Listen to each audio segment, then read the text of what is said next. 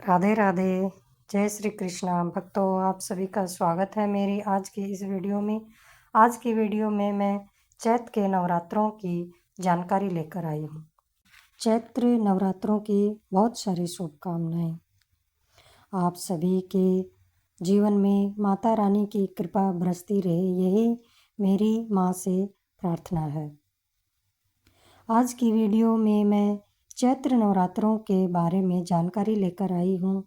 माता की पूजा हमें कैसे करनी चाहिए, माँ के कलश की स्थापना कब करें और कैसे करें, माँ के 9 स्वरूप कौन कौन से हैं और हमें उन 9 स्वरूपों की पूजा किस प्रकार से करनी है, कौन सा भोग लगाना है, यह सब जानकारी आज की वीडियो में आप सभी को मिलेगी।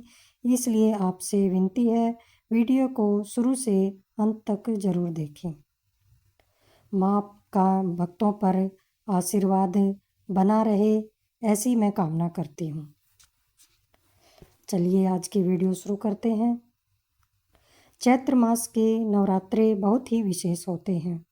हिंदू नववर्ष की पहली नवरात्रि होती है और हम माँ दुर्गा की आराधना से ही इस नववर्ष का प्रारंभ करते हैं। चैत्र मास की शुक्ल पक्ष की प्रतिपदा तिथि से ही नवरात्रि का प्रारंभ होता है।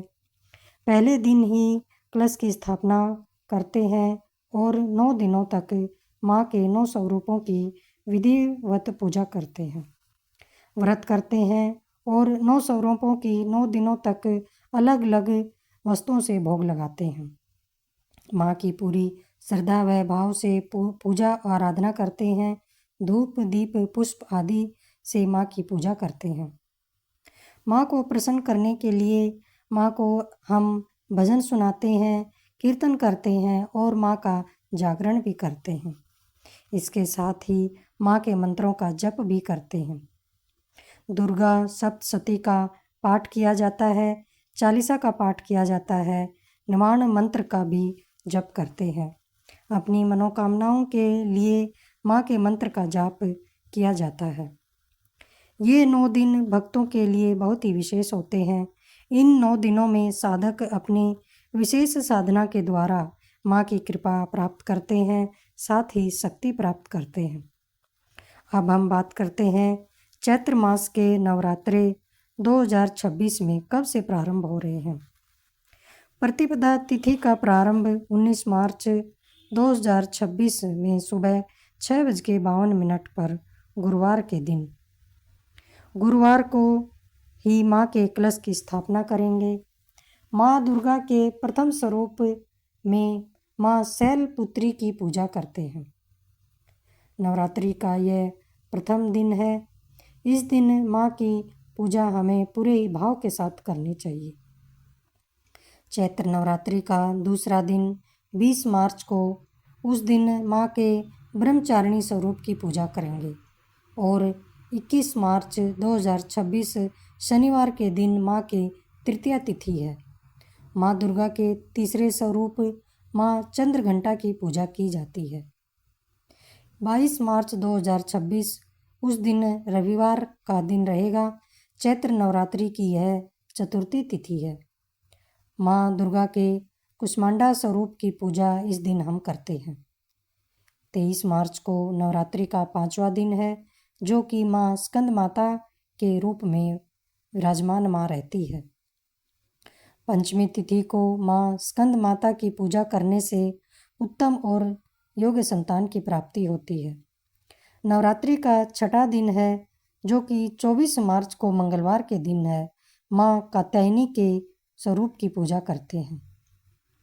चैत्र नवरात्रि की माँ की पूजा मन चाहे जीवन साथी को पाने के लिए की जाती है। भक्तों की सभी मनोकामनाएं पूर्ण होती हैं। चैत्र नवरात्रि का 7वां दिन है, वह 25 मार्च यानी कि बुधवार के दिन। इस दिन माँ के 7वें स्वरूप माँ कालरात्रि की पूजा करते हैं। इनकी पूजा से हमें अपने शत्रुओं से मुक्ति मिलती है, दीर्घायु का आशीर्वाद मिलता है और अकाल मृत्यु का भय समाप्त हो जाता है। चैत्र नवरात्रि का 8वां दिन, जो कि गुरुवार को पड़ रहा है, इस दिन है दुर्गा अष्टमी। इस दिन हम इसे महाअष्टमी भी कहते हैं। इस दिन माँ के महागौरी स्वरूप की पूजा करते हैं और सभी मनोकामनाओं को पूर्ण करते हैं। जिनके अष्टमी का पूजन होता है, अष्टमी को कढ़ाई होती है, उस दिन कन्या पूजन, कन्या भोज आदि होता है। गुरुवार के दिन ही यह अष्टमी पड़ रही है, इसी दिन कढ़ाई की जाएगी।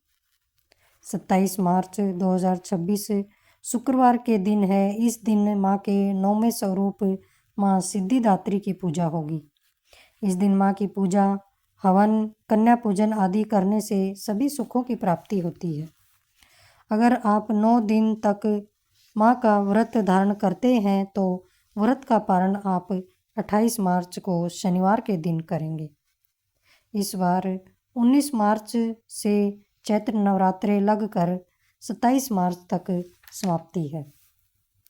अब हम बात करेंगे नवरात्रि में कलश की स्थापना का शुभ मुहूर्त। कलश की स्थापना करने के लिए नवरात्रि के प्रथम दिन को ही यह शुभ कार्य किया जाता है। 19 मार्च 2026 में गुरुवार को सुबह 6:52 से 7:43 तक यह मुहूर्त है। इसके बाद यदि आप इस मुहूर्त में कलश स्थापना नहीं कर पाते हैं तो आप इसे अभिजीत मुहूर्त में भी कर सकते हैं, जो कि दोपहर में 12:05 से दोपहर 12:53 तक है। तो कलश की स्थापना के लिए आपको 2 शुभ मुहूर्त हैं। आप अपनी सुविधा के अनुसार इनमें से किसी में भी कलश की स्थापना कर सकते हैं। तो प्रथम दिन माँ के कलश की स्थापना करें और पूरी विधि विधान के साथ माँ की पूजा अर्चना करें। इसमें माँ की कृपा प्राप्त होगी, इसमें कोई संशय नहीं है। प्रतिदिन आप माँ के मंत्रों का भी उच्चारण करें।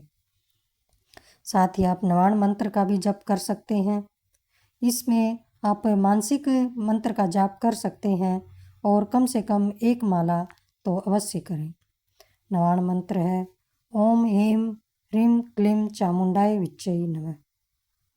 तो आप सबको यह आज की वीडियो कैसी लगी, आप सब मुझे कमेंट करके ज़रूर बताएं। अगर अच्छी लगी है तो लाइक करें और अपने परिचितों को शेयर करें और कमेंट में राधे राधे ज़रूर लिखें। राधे राधे।